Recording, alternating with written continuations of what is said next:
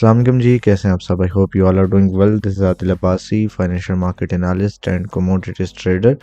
आज वीकेंड है और वीकेंड पे मैं नेक्स्ट वीक की जो हमारी वीकली एनालिसिस होती हैं उस हवाले से जो है वो हम बात करेंगे इस वीडियो में।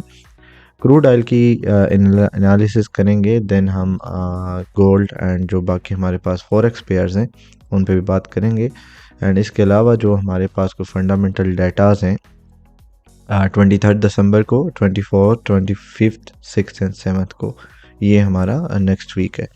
बट इसके अंदर एक ही इम्पॉर्टेंट डाटा है जो कि थर्सडे को है, 26 दिसंबर को, अनएम्प्लॉयमेंट क्लेम्स और क्रूड ऑयल इन्वेंट्रीज एक मीडियम इम्पैक्ट डाटा है, ठीक है। और ये जो एक हाई इम्पैक्ट डाटा है अनएम्प्लॉयमेंट क्लेम्स का।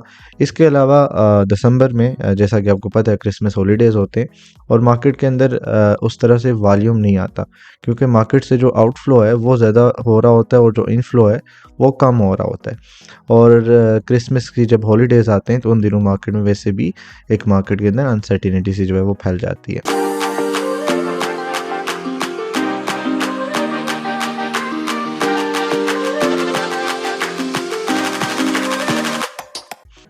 क्रूड ऑयल को अगर हम देखें टेक्निकली, मंथली से स्टार्ट करते हैं। मंथली चार्ट अगर हम ओपन करें तो क्रूड ऑयल मंथली चार्ट में सेल में है।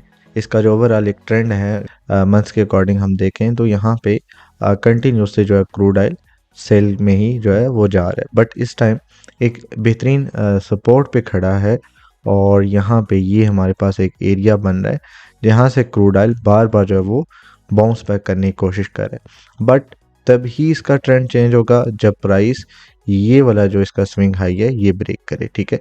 ये स्विंग हाई अगर ब्रेक कर लेती है और $100 का ब्रेक हो जाता है, देन इसका जो एक डायरेक्शन है क्रूड ऑयल की वो बुलिश हो जाएगी, बेरिश से बुलिश ट्रेंड में शिफ्ट हो जाएगा मंथली में। अगर इसी को हम वीकली चार्ट में देखें तो वीकली चार्ट पे भी क्रूड ऑयल अब यहाँ से बाउंस बैक करने की कोशिश कर रहा है, बट कंसोलिडेशन फेज के अंदर चला गया है। अगर इसी को हम डेली में देखेंगे तो आपको एक प्रॉपर यहाँ पे कंसोलिडेशन जोन नज़र आएगा। अगर इस जोन को मैं आपको मार्क करके दूं तो यहाँ पे की पूरी रेंज क्रूड ऑयल ने जो है वो बना रखी है।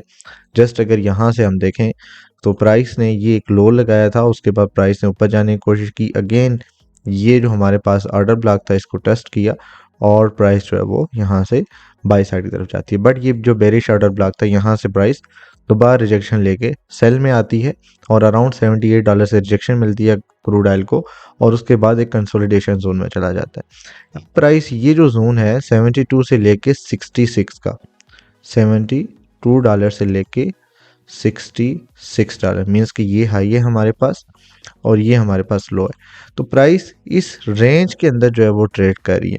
और ये कब से ट्रेड कर रहा है अगर आप डेली में देखें तो प्राइस तकरीबन जो फर्स्ट टाइम मार्केटिंग ये हाई लगाया था 23 अक्टूबर को, और जो लो लगा है यहाँ पे लास्ट जो लो लगा है वो 17 दिसंबर को। तो मार्केट अक्टूबर से लेके दिसंबर के 17 तारीख तक इसी हाई एंड लो के बीच में ट्रेड करती हुई आ रही है। अब अगर खाम तेल में हम मज़ीद देखेंगे आने वाले टाइम में हमें किस तरह से जो है वो इसकी प्राइसेस में जो है वो एक तब्दीली जो है वो देखने को मिल सकती है और खाम तेल की कीमतें आने वाले टाइम में कहाँ पे जा सकती हैं। और स्पेशली ये जो कंसोलिडेशन जोन है, अब इसके अंदर आपको यहाँ पे ये जो एक वैक्यूम ब्लॉक है वो भी नज़र आ रहा है जिसको हम फेयर वैल्यू गैप भी कहते हैं या प्राइस गैप भी कहते हैं। अगर फेयर वैल्यू गैप्स पे हम चले जाएं तो ये बेसिकली गैप डाउन भी हम इसे कहते हैं और वैक्यूम ब्लॉक भी जो है वो इसको कहा जाता है। बाकी अगर देखा जाए तो प्राइस H4 में आपको क्लियरली नज़र आ रहा है, देखें बायर्स अगेन सेल, फिर यहाँ से बाय में जाती है, फिर यहाँ से बाय, और अब प्राइस यहाँ जाके कुछ इस तरह से एक चैनल के अंदर मूव करिए। अब इसको अगर हम छोटे टाइम फ्रेम पे शिफ्ट करें, लाइक H1 में जाते हैं हम, इसके कंपेरेटिवली डेली या वीकली के कंपेरेटिवली मैं इसको स्मॉलर टाइम फ्रेम कंसिडर करूँगा। तो डेली के अंदर H1 के अंदर आपको एक चैनल नज़र आएगा। अगर मैं यहाँ पे एक पैरेलल चैनल ड्रा करूँ तो प्राइस कुछ इस तरह से और इस तरह से ट्रेड करिए, ठीक है जी। ये देखें जी, चल ये कुछ एक पैरेलल चैनल आपको नज़र आएगा जिसके अंदर जो है क्रूड ऑयल H1 में जो है वो मूव कर रहा है। अब इस चैनल का भी देखा जाए तो प्राइस इस चैनल के हाई से अगेन हाई को टेस्ट किया और इसी चैनल के लो से प्राइस दोबारा जो यहाँ पे बुलिश हमें नज़र आ रही है।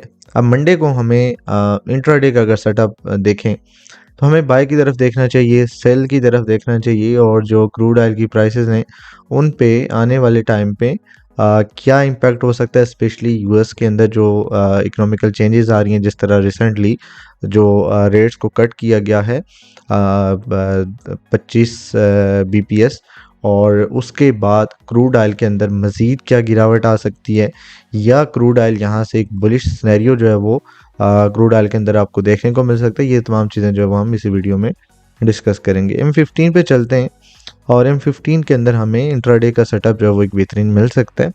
अब अगर M15 के अंदर हम इसको एनालाइज करें तो हमारे पास यहाँ पे हम स्ट्रेंथ एंड वीकनेस की बेस पे और मार्केट का जो स्ट्रक्चर बिहेवियर है उसकी बेस पे जस्ट मार्केट को एनालाइज करेंगे और यहाँ पे कोई सेटअप बनाने की कोशिश करेंगे। अच्छा जी, यहाँ पे एक हमारे पास लेवल आ रहा है जी 69.16 और ये हमारे पास इक्वल लोज आ रहे हैं 68.41। अब यहाँ पे क्या चीज़ है, हमें ये पता है कि यहाँ पे इक्वल लोज के नीचे वी हैव लिक्विडिटी। ठीक है, किस साइड की लिक्विडिटी है? बाय साइड की। ठीक है जी, BSL। यहाँ पे हमारे पास बाय साइड की लिक्विडिटी है $68.41 और ये हमारे पास एक लेवल है 69.14 जो कि प्राइस का लास्ट हाई था, और ये हाई यहाँ से गोल्ड ने क्रूड ऑयल ने ब्रेक किया है। तो यहाँ से आप इसको जो है वो चेंज ऑफ करेक्टर या मार्केट स्ट्रक्चर शिफ्ट का नाम भी जो है वो आप दे सकते हैं। ठीक है, यहाँ पे मैं लिख लेता हूँ मार्केट स्ट्रक्चर शिफ्ट या चॉर्च। ठीक हो गया, ये हमारे पास जी मार्केट स्ट्रक्चर शिफ्ट आ गया 69.16 और उसके बाद देखा जाए तो प्राइस अगेन यहाँ पे इसी लेवल को टैप करती है और फिर इसके ऊपर ट्रेड करने की कोशिश करी है। अब ये हमारे पास एक तो इस चैनल की मिड रेंज है और दूसरा ये जो लास्ट ब्रेकअप स्ट्रक्चर हुआ है उसी का दोबारा से रीटेस्ट है। ठीक है, ये ओवरऑल जो H1 का चैनल था हमारे पास जो यहाँ से लेके यहाँ तक बन रहा है, इसकी क्या चीज़ आ रही है? मिड रेंज आ रही है। तो प्राइस जब तक इस चैनल की मिड रेंज से ऊपर है, ठीक है, यहाँ पे आप देख सकते हैं, देखें ये इसकी मिड रेंज है और प्राइस यहाँ से चेंज ऑफ करेक्टर करने के बाद इसके ऊपर ट्रेड कर रही है और दोबारा से प्राइस यहीं से एक बाउंस बैक करने की कोशिश करेगी।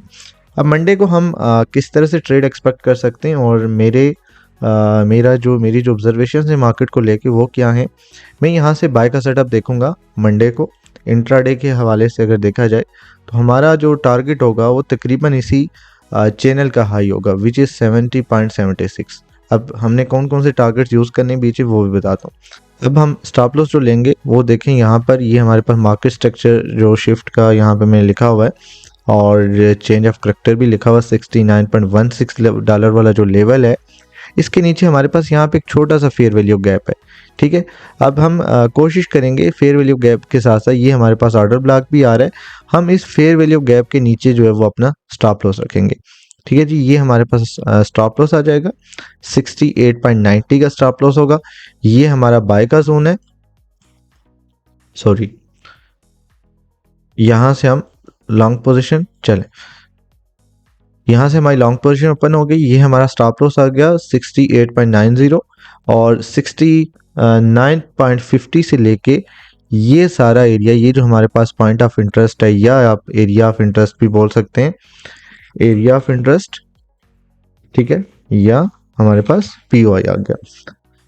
टर्म कोई भी यूज़ करने से फ़र्क नहीं पड़ता, आपके कंसेप्ट से जो है वो क्लियर होने चाहिए। ये हमारे पास एरिया ऑफ इंटरेस्ट है और मैं ये समझता हूँ कि मार्केट मंडे को यहाँ से एक बाय का मूव जो है वो हमें दे सकती है। प्राइस यहाँ से अगेन इसी एरिया ऑफ इंटरेस्ट में आ सकती है और यहाँ से लिक्विडिटीज भी स्वीप कर सकती है, क्योंकि ये हमारे पास ये एक ऐसा लेवल है कि यहाँ पे देखें ये फेयर वैल्यू गैप था वो तो फिल कर लिया। अब यहाँ से बायर्स जो यहाँ पे पहले बायर्स को मार्केट ट्रैप कर सकती है और फिर ये वाला लेवल ब्रेक करके सेलर्स को भी इंड्यूस कर सकती है। जैसे ही सेलर्स इंड्यूस होंगे उनकी लिक्विडिटी 69.60 से लेके 69.86 तक चली जाएगी और फिर हमारे पास ये एक फेयर वैल्यू गैप है जो कि 70.22 से लेके अगर इसका लो देखें तो $70 बनता है। तो यहाँ तक हमारे पास फेयर वैल्यू गैप भी मौजूद है। तो प्राइस ये फेयर वैल्यू गैप बी फिल कर सकती है, क्योंकि ऊपर जाने के लिए हमारे पास क्या होना चाहिए, लॉजिक होना चाहिए। तो प्राइस का मेरे अकॉर्डिंग मेरी जो ऑब्जर्वेशंस हैं वो कुछ मैं इस तरह से एक्सपेक्ट कर रहा हूँ कल के दिन, एंड बुलिश मूव जो है वो हमें देखने को मिल सकता है। और तकरीबन तकरीबन हमारे टारगेट्स होंगे वो 70.50 से लेके 70.76 होंगे।